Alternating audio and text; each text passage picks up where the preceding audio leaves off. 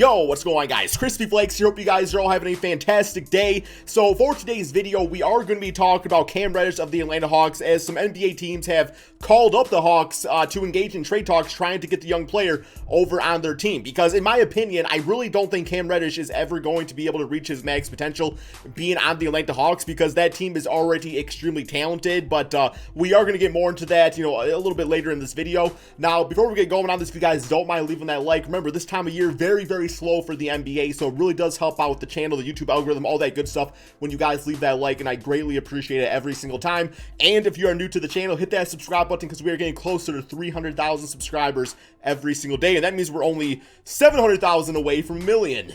I want to be like 70 when that happens, but it's all good, man. It's all good. So yes, really the big team talking to the Atlanta Hawks right now is the Cleveland Cavaliers, and I actually love this for so many different reasons. I think it makes a lot of sense.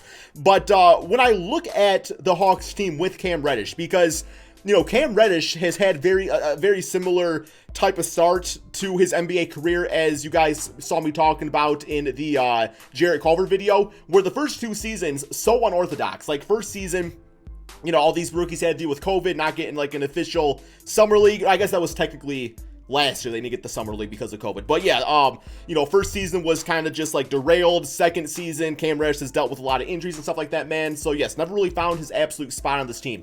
But also another weird thing about this Atlanta Hawks team was that, I was looking at the NBA draft right here, and to me, the pick was kind of weird. But the more I actually look at the 2019 NBA draft, I'm like, you know what? It was actually kind of a weaker draft class to begin with. And I'm looking at like guys that they could have taken at number 10 instead of Cam Reddish, because, as you guys see right here, they got DeAndre Hunter. That was part of the Anthony Davis trade with the Lakers. The Hawks ended up getting this pick right here, and DeAndre Hunter, who is a small forward, went over to the Hawks. So at this point, I think they knew they were getting Hunter. So then to go off and draft another small forward in Cam Reddish, he's 6'8". I know we can play some shooting guard. I know DeAndre can play some power forward, but it's not like their ideal positions. I actually probably like Hunter more at power forward, but with having John Collins, who I don't like at center, you probably see more Hunter at the 3 spot, in the NBA going forward, right? But yeah, so Cam Reddish is right there. I guess after them, like Cam Johnson, at that point was viewed upon as a reach. Now, obviously, the Phoenix Suns put that to rest.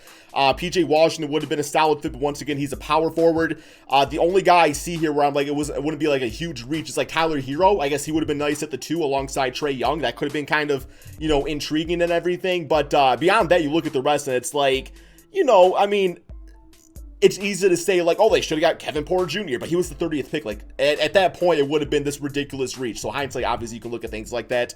And then as you guys can also see, like, I mean, the optimal fit would have been Matisse Thybulle for perimeter reasons. But yeah, obviously that's like, didn't happen either, man. So I was looking at that. But looking at Cam Reddish's stats, kind of like, what is this kid doing exactly? First season, rookie season in the NBA, actually started 34 games. So good for him on that. I can't remember why he started so many games that season. I think Kevin Huerter was actually injured at this point. So no, Huerter started 48 games himself. DeAndre Hunter started 62. Okay, it looks like John Collins only played 41 games. I don't think this was the season that he was suspended. Maybe it was, but regardless, so Cam did actually get some run that season, which was nice to see and everything. He averaged 11 points, 4 rebounds per game. The 3-point shots, you guys can see, really the field goal efficiency not looking good. It's not looking good. The second season especially, down to 36%, 26% from 3, and I think a lot of that is just not really like I said, not really getting the summer camp and getting the flow of the offense and really being a big part of the team and really just being a young, inexperienced player too. Like that's the kind of stuff's going to happen. But yeah, I mean, I was looking at like some player comparisons for Cam Reddish, and the two that I was kind of seeing based off of his style of game, they said he could be like a Rudy Gay type, which is not a bad comparison. 6'8", go-to type scorer, very athletic, can use your athleticism for defense. But another guy was like Otto Porter, because I do know a lot of time Cam Reddish is kind of used just as like a spot-up 3-pointer, like an Otto Porter might be. But what we're gonna do real quick here is we're actually gonna go and just check out some, a few small highlights right here of Cam Reddish. It's a very quick video, but just kind of get like idea about like what his play style is all about. This was a game where he had 12 points, 5 rebounds, 2 assists versus the Milwaukee Bucks. So yeah, let's check this out, man. And just kind of see like what type of style he's playing out there and how it can really help a team. Like, I like that. I like when he has the ball in his hands attacking. That definitely does remind you of Rudy Gay. But also his, like, defensive rating was, like, 115, which I don't think is the greatest, but right there, man, like, using the athleticism, looking like a damn, you know, cornerback out there or something, playing some NFL football. It's not Middleton right here. Staying in front of him, man. Yo, with the arms, I like that. That's some good-ass defense, man. Like, he's got potential right there. He really does.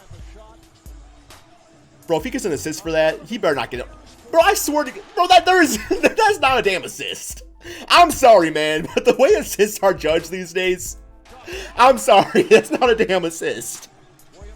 1, 2, 3, 4, 5. Damn, bro. Good shot, but over Giannis. I know they count that shit as an assist, though, because that's 2 assists. Okay. That's funny. Damn, bro, he's got some good defense. That's like stuff you can't really teach either. At this point, he's only like 20 years old doing that. Like, that's just playing good, smart basketball. Yeah, here's like the Otto Porter comparison, just kind of sitting in the corner doing his thing. Good form, which is okay. But I do like the ball in his hand a bit more too. Not afraid to pull it. Got some confidence to his game. Also doing this in the playoffs, man. Doing it in the playoffs. Here we go again. Attack. Oh, damn. Look at that. Look at that kid go. Yeah, I'll be calling up too, man. I'll be calling up too. Okay, good little dish out. Good smart play. Could have forced it, you know, to the basket, but wide open Kevin Huerter. Hand down, man down. Okay, so yeah, that was some quick highlights right there, but that was just like a good sample size of like what exactly he could be in the NBA. A guy that can knock on the open three-point shot, a guy that can attack off the dribble, and a guy that, you know, decent enough passer, could be an elite defender. I really think that, man, if he really works hard on that part of his game. But we are going to go to the NBA trade machine right here. We're going to look at a few teams that might actually make sense to trade for the man Cam Reddish right here. So the first team, obviously, as you guys saw in the beginning, they were talking about the Cleveland Cavaliers. And in my opinion, looking at both teams, how exactly does Cam Reddish fit into this team right here? Well, their starting backcourt is going to be Darius Garland and Colin Sexton. For the 4 and the 5 spot, you have Evan Mobley, you have Jared Allen, obviously Kevin Love, Larry Nance can be part of that rotation too. So really the only spot for him to really excel would be the small forward spot, man. So for me to do this trade, and I think it makes sense for both sides, is you would end up doing a trade. For me, it's going to be a 1-for-1. It's going to be Cam Reddish over to the Cleveland Cavaliers, and I think at this point, Isaac Okoro going over to the Atlanta Hawks, man. And the reason I like this trade for both sides, because to me, like Okoro, yes, he could play small forward. That's completely fine. But I think he's more of a shooting guard. I really think he's more of a shooting guard. To me, he's a 3-and-D type of player. And that's somebody that's really gonna, I mean, he'd be, in my opinion, instant starter for the Hawks. He could be the perfect backcourt mate for Trae Young, and I really think he could excel there, having that shooting guard spot. You know, split minutes, obviously, with Kevin Huerter and stuff like that, but for the most part, man, he's gonna get a lot of run over on that team and could ultimately end up being like the Marcus Smart for the Hawks. So I love that. They did not really address perimeter defense in their NBA offseason, so I mean, this takes care of that. And then, you know, for the Cleveland Cavaliers, as good as I think Isaac Okoro could be, I think the potential of Cam Reddish should be more enticing for Cavalier fans out there. Just having instead of a 3-and-D guy that sits on the perimeter, a guy that you can literally give the basketball to and say, hey, go get us a bucket. So I love that absolutely for both teams right here, man. Let's see if the trade actually works, because salary-wise, $6.7 million, $4.6 million for Cam Reddish. Both have team option. Actually, I don't think Okoro has a team option. Huh, that's kind of weird. Figured he would be in a rookie. Don't they usually have a team option or something like that? Let's try the trade, see if it works, and it is successful. So it says the Hawks go down in 2 wins. It says the Cavaliers go up in 2 wins. I mean, Okoro, you know, you might even say with like Okoro that he could even be like a season or 2 away from really being part of the Hawks rotation, but I feel like that patience would kind of be more justified in that case, where Cam Reddish, I think, would instantly be the starting small forward for the Cleveland Cavaliers. And, I mean, given enough opportunities, like you're talking about, in my opinion, somebody that I think could make a run at most improved player. I really think he could do that. So, love that. As far as other teams, so we got the Cavaliers. I mean, 76ers, Nets, Bucks, Knicks, no. Miami Heat, no. Boston Celtics, no. Wizards, they have enough forwards as is. The Indiana Pacers. I mean, if you want to go more like a vet move right here, then I suppose maybe you could trade, you know, try to figure out some sort of like TJ Warren type of deal going on here. But I don't think that makes a ton of sense, because I think the Pacers, we look at Rick Carlisle, they're looking to win now. We're not really going to a rebuild project, especially drafting a 24-year-old rookie. Hornets got plenty of forwards. Bulls, they got their team. The Raptors, they already got OG. Cavaliers, we talked about. Magic, I mean, there's always going to be an opportunity on the Magic. The Detroit Pistons, we got Sadiq Bey, so don't really need a guy like Cam Reddish. We're not really going to get a good chance. Jazz, no. Suns, no. Nuggets, no. Clippers could be interesting with Kawhi Leonard being out most of next season, but ultimately speaking, it's going to end up being Kawhi's team again, and Cam Reddish can find himself on the bench, so it doesn't really make sense. Mavericks, him playing off Luka, giving them another scoring option right there, that's not bad. Trailblazers, I mean, they have not really made a ton of moves, so maybe this could be like the, rolling the dice right here, trying to get Damian Lillard a good scoring teammate, so that could be interesting. Lakers, no. Grizzlies, no. Warriors, Spurs, you could probably make a case there. Pelicans, no. Kings, Kings, De'Aaron Fox with Cam Reddish. Once again, I don't really know what a trade would look like for that. I feel like overall, I feel like the Cavaliers trade is perfect. And like I said, Cavalier fans, don't be like, we're just no way we trade Isaac Okoro. Keep in mind, this is your team, your rumor, your GM reaching out to the Hawks about this.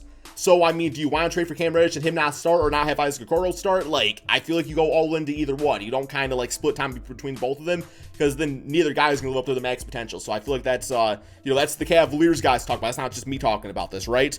Timberwolves, no. OKC Thunder, you could definitely make a case there. Houston Rockets, I think you could probably make a case there too. But I think the Cavaliers trade is probably the best, man. So give me your guys' thoughts about this in the comment section below. Cam Reddish, do you guys feel like this is a guy that, could really be a star in the NBA? Do you feel like he just needs a different chance? Should the Hawks just keep him and use him, maybe as like a starting shooting guard going forward or something like that, man? Maybe he starts over DeAndre Hunter and give him the chance there. I don't know. I think there's a lot of different things you can do with him, man. But overall, that's all we got for the video. Check out my second channel, Extra Crispy. I just did a reaction to Flight Reacts, checking out the NBA 2K22 player ratings. Very funny video. It always is. But yeah, that's all we got, guys. Thank you all so much for watching. Peace out, my friends.